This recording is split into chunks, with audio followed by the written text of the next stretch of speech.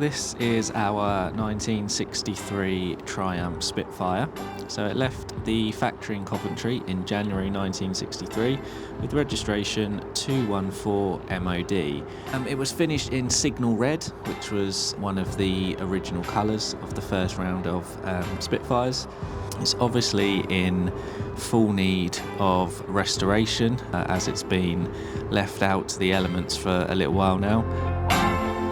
I think the fact that it's got such importance in the history of Triumph and Spitfires, I think it's well worth looking at restoring it.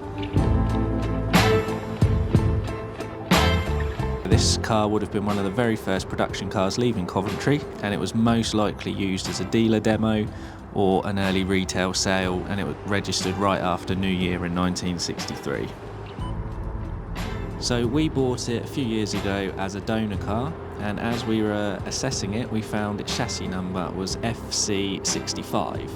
What that means is that this car was the 65th Triumph Spitfire ever built. It also means it's one of the earliest known Triumph Spitfires, and we know this because cars with chassis numbers FC100 and below were essentially built as launch batch models, and surviving examples are obviously getting rarer and rarer.